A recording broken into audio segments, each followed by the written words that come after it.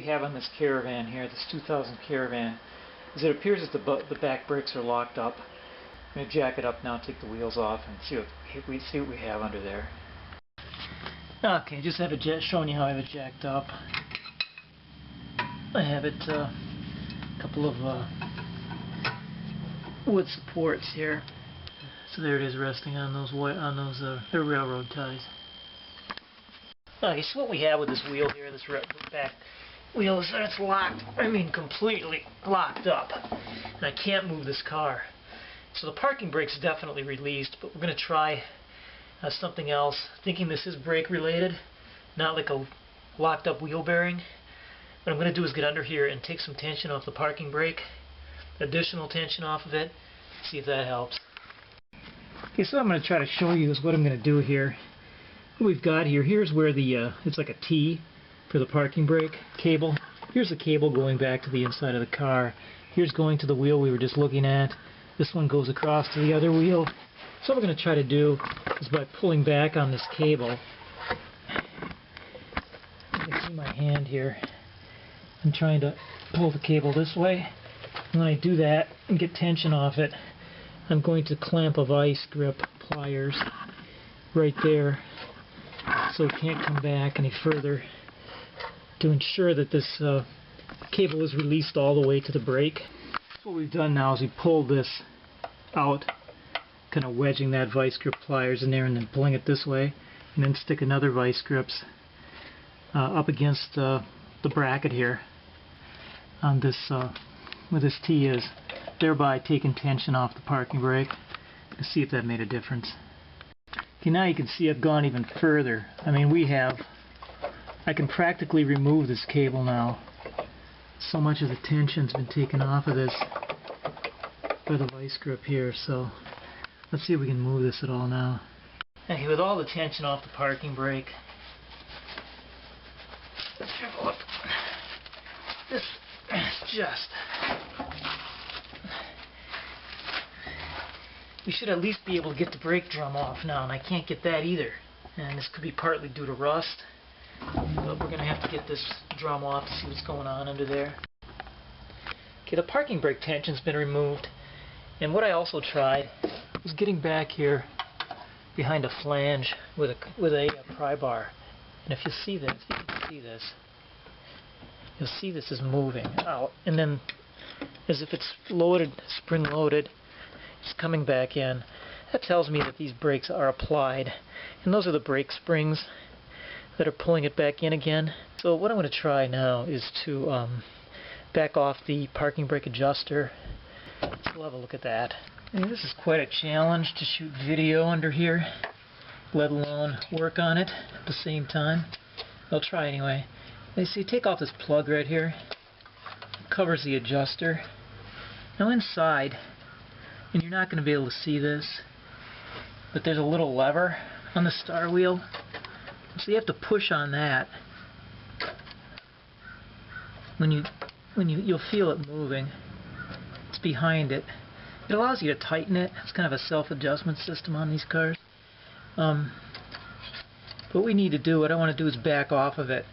So I'm going to turn with a second screwdriver. I'm going to turn this wheel up once I release the tension by pushing on the lever with the screwdriver. I have another screwdriver in there. So this screwdriver is releasing the tension. The second screwdriver gets in the teeth of the wheel and allows us to back off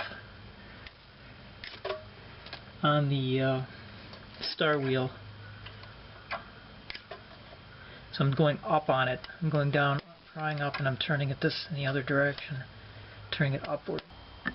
Okay, so we backed off on that adjuster, that brake adjuster, quite a few turns. Now we've got back to motion again here. So what is the parking brake issue? Now as I'm looking at this brake, yeah, looks like we're going to have to do the rear brakes on this thing. See, we're worn right down to the metal here. Now as I look at this brake drum, You can almost see where the shoe was stuck on. First thing we're going to do is clean these brakes up, get the dust off of here before we disassemble.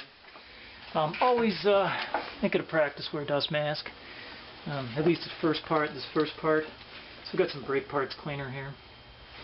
So we're just going to spray a little bit on something underneath. See all the dust flying around.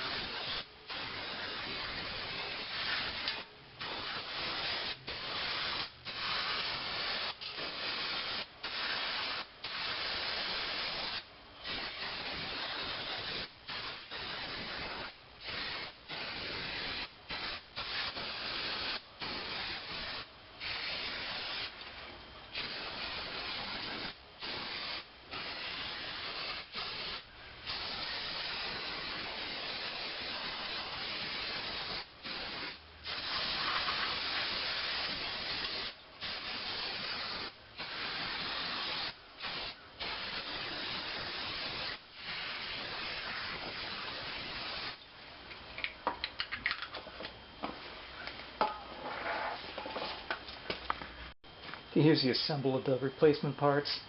I decided, since the condition was so poor on the drums, to replace them. They came from Napa. They're about $43 a piece. Got some brake shoes here. A set of those only in the 20s, like 25. And I think it's a good idea to change out the hardware. Don't know if these brakes have ever been done before, so I got a hardware kit, $9. And a couple of the tools that can help out with this job. This is a spring tool, spring removal and installation tool. I've had for years.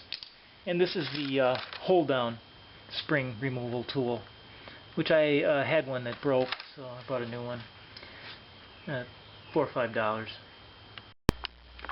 Okay, I like to take a digital picture of the assembly before I do the work on it, so that if I have to refer back to how it's reassembled, I can do that. Of course, you can it's always a good practice as well to do only one at a time. And then you can refer to the other brake while it's still assembled.